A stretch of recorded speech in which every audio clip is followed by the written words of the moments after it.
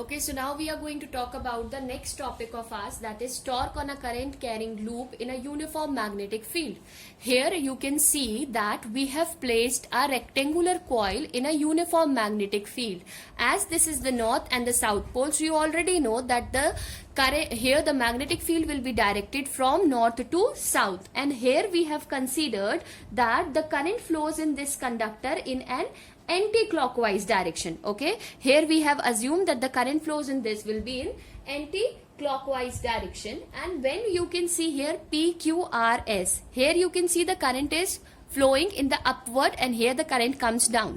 So if I am going to use a Fleming's left hand rule, so this is my magnetic field and this is the direction of my current. So obviously I have to reverse this. So this is the direction of my current, this is the direction of my magnetic field. So the one force which is acting along PQ arm will be in the downward direction, and here at RS we will experience a force in a upward direction. Because of this upward and downward force, we will find that it will experience a force, that is a couple, or we can say a torque. Here you can see the current flows in the down and here we can see the current flows in the up.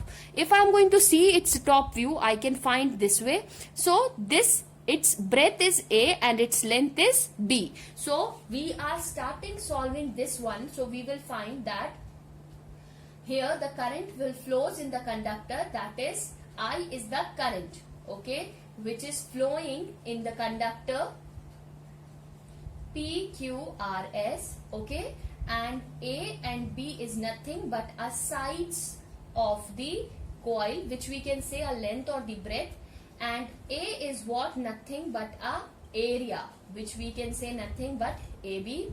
And what is theta? Theta is the angle between the direction of magnetic field and the normal to the plane of the coil. Okay, so here we can find that according to Fleming's left hand rule, according to Fleming's left hand rule, what we can find here, that one force is acting in the upward direction and one is acting in the downward direction. Here don't get confused, this is the direction of the current upward and this is the direction of the current downward. Because of its top view, if you are going to see here, PQ is experiencing a force in a downward direction and R is experiencing a force in a upward direction.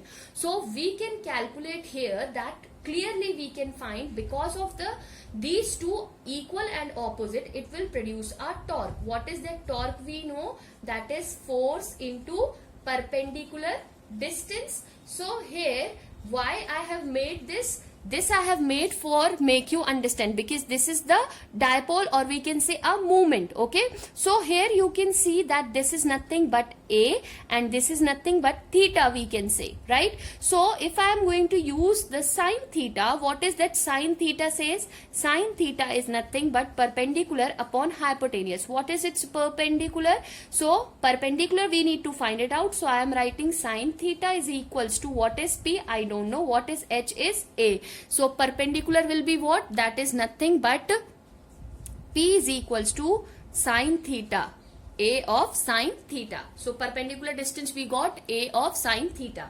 So what is the force we are going to experience here? Force is nothing but I, B, B. Okay, what is that? B is nothing but the length of the conductor, and what is the perpendicular distance? That is A sine of theta. If you will see here, A into B. A into B is nothing but a area. So what I can write here? I can write here I, B, A into sine of theta. If imagine this conductor is having the n number of turns, okay, so what this equation can be turned as, that is Ni Ba sine of theta. Okay, now if you will look this carefully, this is nothing but Ni. A is nothing but a magnetic moment. We already know that Ni A is nothing but a magnetic moment. So I can replace this tau is equals to MB sine theta, okay, or we can say that tau is equals to M cross of B. We got tau is equals to and cross of B. So this is the expression for your dipole moment. Here also we have two cases which we are going to discuss here quickly. So what is that rule? We are going to see here that what the first case says. First case, when theta is 0 degree, so tau will be 0. In this case, what will happen? That torque will be minimum, okay, because when it is parallel, okay, that time we will not find anything to it, okay, means when the plane of the loop is perpendicular to the magnetic field, okay.